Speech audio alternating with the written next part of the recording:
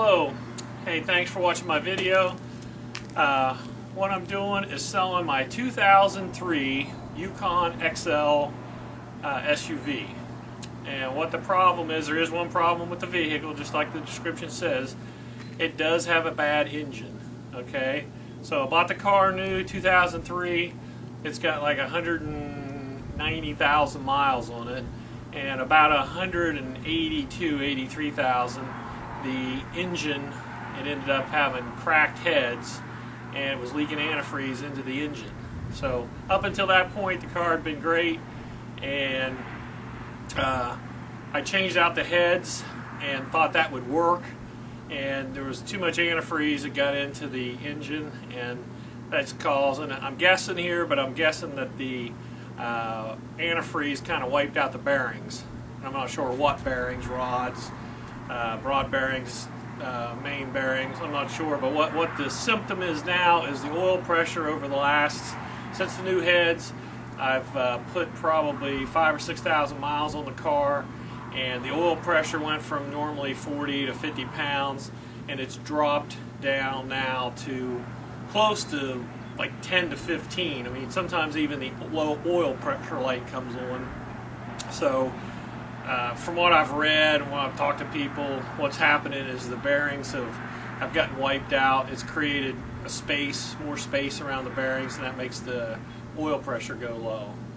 So what I want to do is just show you a video of everything that's right about the car, everything that's wrong about the car, and you can bid on it and see what you can want to give for it. But somebody could put another engine in it, they could put a used engine in it, they could rebuild this engine, they could do it on the cheap and just put only new bearings and stuff in it. I don't know, you know, but I thought about putting a long block in it, and then I thought, nah, I'm done. I'm just going to sell it the way it is. So anyway, what I'm going to do is start it up and let you listen, pop the hood, and let you listen to the engine, because that's the main thing.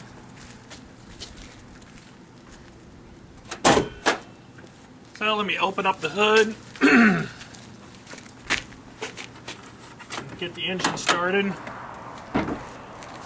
So really the vehicle's in pretty decent shape.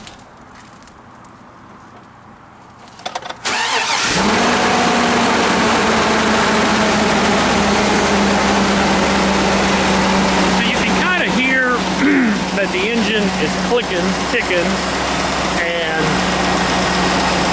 it hasn't been started for a couple hours, so it's kind of high idle right now because it's cold. But like I said, what happened to it, it's probably been about 4 or 5 months ago. The symptom was, excuse me, the symptom was that the oil, it was, you know, gaining some oil, the antifreeze level was going down. By the time I realized what it was too late. So I took the heads off of the, well actually what I did is I pressurized up the system and was able to see a pressure loss in the antifreeze system, in the cooling system. And then everything I read about it, I guess, is a real common problem. It's a 5.3 liter engine. That those heads, most of the time the heads cracked early. Why these heads cracked at 180,000 or 185,000, I don't know. But then what I did is I went ahead and pulled everything off, put new heads on it, thinking that, hey, maybe it'll be okay. But after I did that, the oil pressure just kept going lower and lower and lower. So everything is pretty much with the car. I mean, it's in pretty decent shape. You know, it's definitely worth fixing up for somebody that wants to do the work. So, and everything, I think the only thing that doesn't work on the vehicle is the video player. It had the entertainment system in it, and that video system, I mean, it works, but it doesn't play the movies well anymore. It gets stuck. And also I changed out the radio, and when I did that, the auxiliary input no longer works. So I'll go around here, open up the doors just to show you everything works. Now you can probably hear the ticking in the engine, okay? So, now as far as the body goes, there are a couple things wrong with the vehicle. It's really in decent shape, but there are a couple of rust places. Right here's one of them. Right here on this driver's side fender, starting to get some rust here and some rust right around the fender. I believe that's the only place on this side, okay? And it's kind of the same rust, it's a little worse over here on the passenger side. It's down lower. It's got some rust here and some rust right here in the corner, okay? Now, one thing, I mean, maybe somebody wants to buy this vehicle just to part it out. I'm not sure, but these particular rims here are all in good shape. You know, a lot of aluminum rims you see, and they'll get oxidized real bad. But these rims are in good shape. They clean up nice. So there's the back passenger side. Front passenger.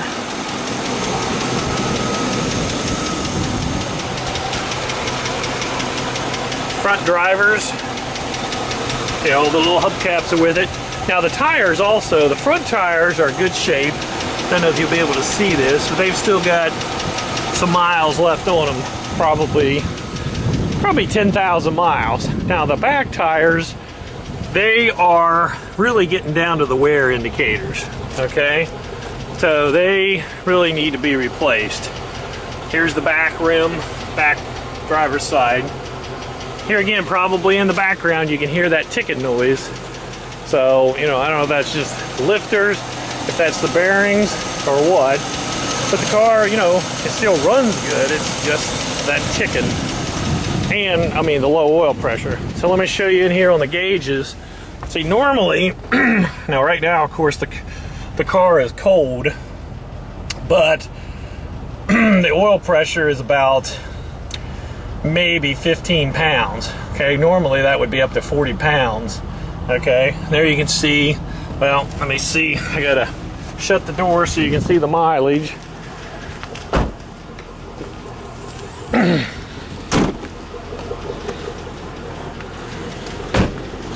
Here's a side view of from the passenger side.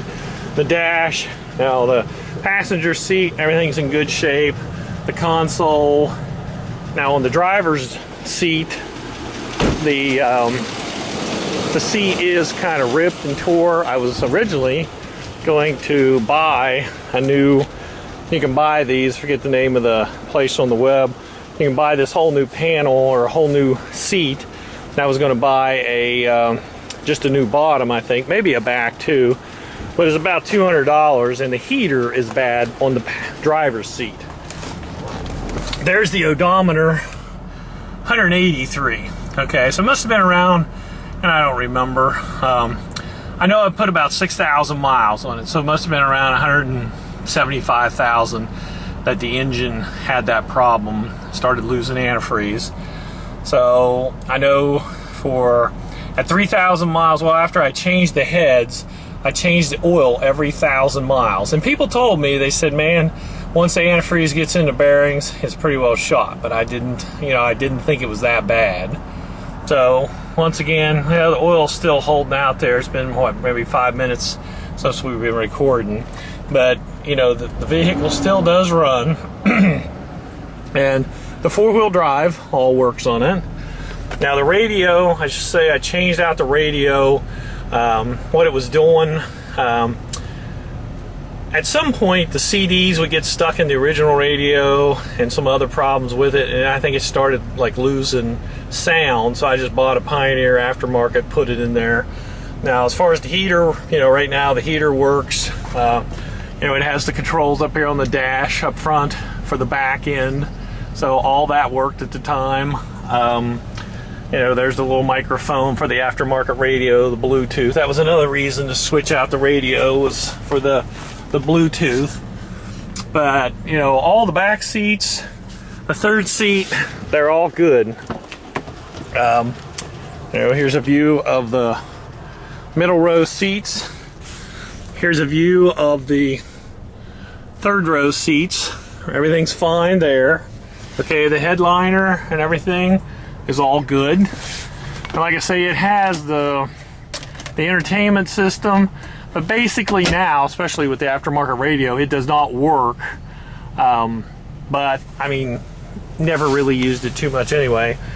There was the back console that had where the people in the back could turn that on and, you know, control their temperature.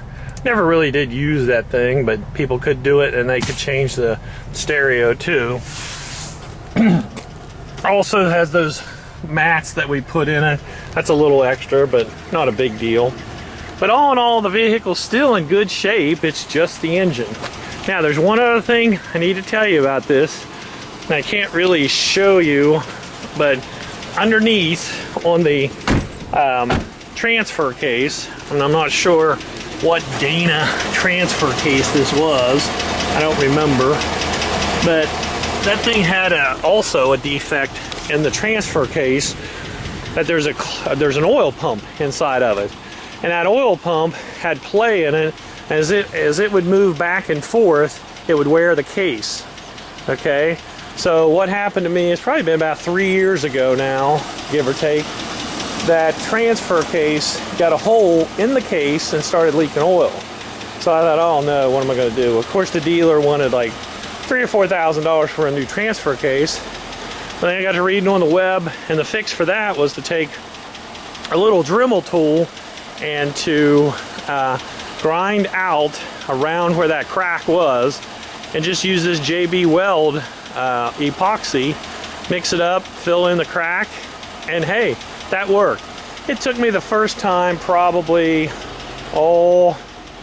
an hour messing with it. Jacked the thing up, got underneath there with my little Dremel tool, goggles, a face shield, ground out the aluminum, mixed up the JB Weld, took a little popsicle stick and filled in the gap. Okay, and that lasted about 1.5 years. Okay, then it went through the JB Weld. It started leaking again.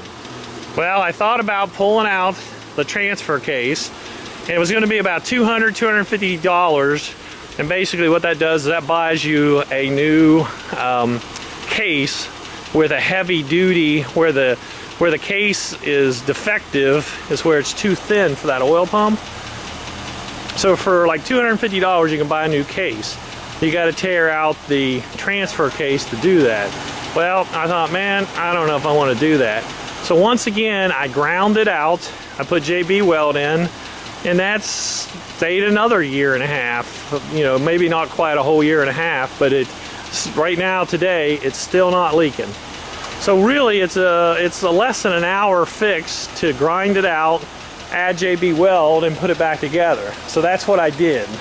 And you know, I would recommend to whoever just do that. And it's really easy to tell when it starts leaking, because it starts dripping this blue oil. They call it like Smurf oil or something like that. So it's really easy to tell. When you see blue oil, it's time to crawl under it and patch it.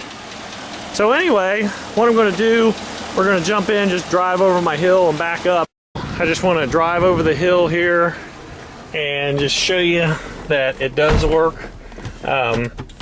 You know, first of all, I'm going to put it in 2-wheel drive. All right, put it in drive. I'm going to head down over my hill, which is not real steep, but it's a little steep. And you can see the oil pressure has dropped down to around 10 pounds. And that's, here again, that's part of the problem. And I've tried putting in thicker oil, like 20W50, and that really doesn't do anything. So, and I knew it wouldn't, but hey, you know, I thought, what the heck, I'll give it a try. So, driving down the hill, and like I say, you can't probably tell from the video that it's very steep, but it's not. Put it this way, if it wasn't 4-wheel drive, it wouldn't be going back. So I'm going to back up my hill in 4-wheel drive high. Okay, so I'm backing up the hill, going up the steepest part in 4-wheel high range. Like I say, it's a pretty muddy day, so it would definitely be spinning if you didn't have four-wheel drive. Now I'm going to stop here. Now to go to four-wheel drive low, you've got to put in neutral. Now see there's the low oil pressure. So now the engine is heated up enough that the low oil pressure is kicked in, okay? And yeah, normally, I mean, the oil is full. There's nothing I can do about it. So now I'm backing up in low range, okay? And the vehicle is, you know, doing fine in low range, okay? So I'm gonna go ahead and put it back in neutral, put it in two-wheel drive, and once again, that low oil pressure will stay on for a while. But, you know, I'm sorry, there's absolutely nothing I can do about it. Now, if you get out on the highway and you're going about 50 miles an hour, the oil pressure will come up some. But that's the problem with the car. So it still appears to be drivable. You know, it's not good to have low oil pressure, but there is plenty of oil in the crankcase. It's just, from what I understand, it's the what the problem is the clearances around the bearings have become too big, and the pressure won't build up. And what that's doing is not getting to critical places, up around the camshaft and the valve train. You know, the oil's not getting up there. So, I mean, it's definitely not a good thing. I mean, the engine has to be worked on. There's nothing you can do. It has to be fixed. So now I'm just going to drive back up the hill, and you know, like I say, if you go out on the road at a higher speed, the oil pressure alarm will go off, but it's still not good. So definitely the engine needs work. Now I think you could probably drive this car for another few hundred miles before something really bad happens, I think. I'm not sure. Maybe it'll die, and you know, before I pull it up here in the yard. So, but there is my 2003 Yukon XL. You know, the vehicle is not a bad vehicle. It was working just fine. Now the low pressure oil is still on, but the alarm has finally turned off, okay? And as you can see, the oil pressure is maybe 6-8 pounds. I think I read on the web where the alarm turns on at 10 pounds, okay? So below 10 pounds. So now I've turned the engine off.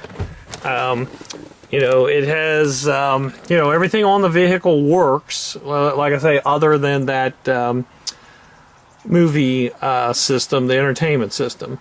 And it's got 2 rust places on it.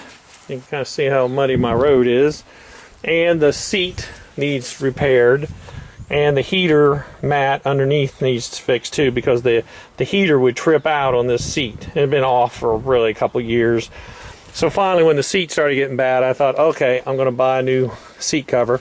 It's about $200, $250, and I don't remember what the website was, but I'm sure you can look at it. Yukons are so popular. And then the heater was like $99. So around $300 you can fix the seat. And the engine, I do not know. I mean, there's many different routes you could go with the engine. You could just pull the engine and put new bearings in it, and it might be able to be saved. I don't know if what the rods and stuff would look like, the rods and the mains. You'd have to put new cam bearings and stuff in it. I'm not sure how successful you'd be. Now, one thing I will say, when I took the heads off, I did the heads myself, and there was no ridge or anything in the cylinders. I mean, the engine, for having 175,000 miles on it, I mean, it looked great. So, I mean, you could still see the hatch pattern, and maybe that's normal on new engines and stuff. But we always had the oil changed at the dealership every time the little light came on to remind you to get the oil changed. And, you know, it's always been taken care of. So all in all, it's not a bad vehicle. It's in decent shape. It does need an engine. It needs the seats. And it needs a little body work. Or maybe somebody might want to just take the thing and tear it apart and part it out. I have no idea. But anyway, that's how we're selling it. Good luck, happy bidding. Bid often and bid high. So thanks for watching my video.